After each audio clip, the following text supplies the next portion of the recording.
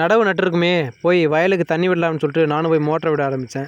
தண்ணி கீழே அடிச்சிட்டு இருந்தது. சரி நம்ம மேலுக்கு பூட்டி விடலான்னு சொல்லிட்டு கேட்டு வால்வை மேலே திறந்துக்கிட்டு வந்து பார்த்தா கீழே இறச்சிட்டு இருந்த தண்ணி வயலுக்கு போதுமான அளவு இருந்ததுனால சரி மேலுக்கு எவ்வளோ தண்ணி இருக்குன்னு சொல்லிட்டு நானும் மேலே போய் பார்க்க கிளம்பிட்டேன். போய் பார்த்தா அப்போ தாங்க ஒரே நேரத்தில் 2 பக்கமும் போயிட்டுருக்கு.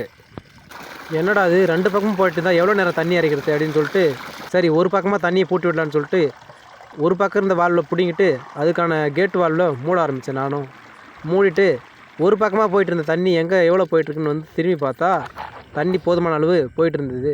என்னடா அது நடவு நட்டுட்டோம் மழையும் காணமே கிணத்துல எவ்வளோ தான் தண்ணி இருக்குன்னு சொல்லிட்டு நானும் போய் எட்டி பார்த்தா தண்ணி ரொம்ப ஆழத்தில் போயிடுச்சுங்க. மழையை நம்பி பயிர் வச்சுருக்கேன். கடவுளே எப்படியா இருந்தாலும் உன்னுடைய செயல் அப்படின்னு சொல்லிட்டு கிணத்துள்ளார இறங்கி போய் பார்த்தா சாமி என்ன ஒரு ஆழம் தெரியுங்களா. எப்படியும் நான் கிணத்துல இறங்கி 5லேருந்து 6 வருஷம் ஆகுதுங்க. பாருங்கள் பாதாள குகை மாதிரி இருக்குது இந்த கிணறு. எங்கள் தாத்தா வெட்டின கிணறுங்க. பாருங்கள் படிக்கட்டுலாம் நல்லா அருமையாக செஞ்சு வச்சுருந்தாங்க அந்த காலத்திலே. இப்போல்லாம் பாருங்கள் பூரா ஒரு இறங்குறதுக்கு வழியும் கிடையாது ஒன்றும் கிடையாது. நானும் இறங்குற நேரமாக பார்த்தா ஏதோ சலசலன்னு சத்தம் கேட்குது. என்னடா பைப்பு எதுனா உடச்சி போயிடுச்சா, அதனால தான் தண்ணி வயலுக்கு அதிகமாக போகலையோன்னு சொல்லிட்டு நானும் சுற்றி பார்த்துட்ருக்குங்க. இங்கே பாருங்கள் எவ்வளோ மீன் இருக்குது பார்த்தீங்களா. இருங்கடா டேய் உங்களுக்கு புரட்டாசி மாதம் போகட்டா அப்புறம் இங்கே அவங்கள எண்ணெயில் போட்டு வறுத்து எடுத்துறேன்டா இருங்கடா அப்படின்னு சொல்லிட்டு சரி என்ன தான் தண்ணி சலசலன்னு போயிட்டே இருக்குது என்ன தான் சத்தம்னு சொல்லிட்டு நானும் சுற்றி பார்த்துட்டே இருக்குங்க. ஒன்றுமே தெரியல.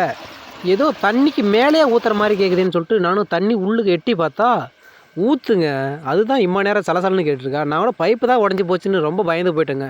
இந்த ஒரு பயிர் மட்டும் எப்படியாச்சும் தேர்த்திக்கணுங்க. மானாவாரின்னு சொல்கிறாங்க. ஒரு மானாவாரி மழையும் காணும் ஒன்றும் காணும்.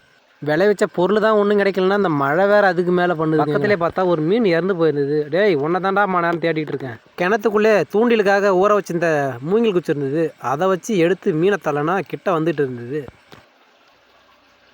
இந்த குச்சி வேறு ரொம்ப லெங்க்த்தாக இருக்காங்காட்டியும் அதே மீனை கிட்ட தள்ளவும் முடியல ஒன்றும் இல்லை. அந்த மீனுங்க வேறு அது கிட்ட வந்து கொந்திக்கிட்டு இருக்கு. ஒரு வழியாக கையில் மீனை பிடிக்கலான்னு போய் பார்த்தா எத்தா பெரிய மீன் தெரியுங்களா. டேய் உனக்கு என்னடா தண்ணியில் தானடா இருக்க, உன்னை யாரா இந்த நிலைமைக்கு ஆளாக்குனதுன்னு சொல்லிட்டு நானும் கையில் எடுத்து பார்த்தா பெரிய ஜிலேபிங்க, பட்டை ஜிலேபி. உனக்கு வந்த நிலைமை என்னடா இது, சிக்கன் குனியாவா மட்டன் குனியாவான்னு தெரியலையே. சரி நமக்கு தான் வாய்க்கலை, வா உன்னை டாக்டர்கிட்ட கூட்டு போய் காமிக்கிறேன், அவர் என்ன தான் சொல்கிறாருன்னு சொல்லிட்டு பார்க்கலான்னு சொல்லிட்டு சடச்சடன்னு கிணத்துக்கு மேலே வந்தாங்க. என்னடா அது மீனுக்கு டாக்டரானு கேட்காதீங்க. மீனுக்கு டாக்டர்னா இப்போ பாருங்கள் எந்த டாக்டர்கிட்ட போய் காமிங்கன்னு சொல்லிட்டு நீங்களே பாருங்களேன். பாருங்கள் தண்ணி என்னமா ஊற்றிட்டுருக்கு. இங்கே பூரா தண்ணி வெளியே போயிட்டுருக்கு.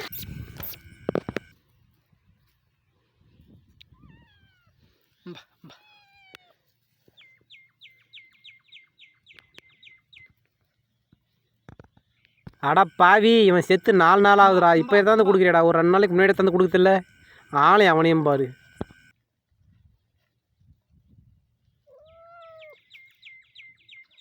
எடுத்துகிட்டு வந்த ஒரு பச்சை மீன் எடுத்துகிட்டு வரானா எத்தனை நாள் செத்துச்சுன்னே தெரியல.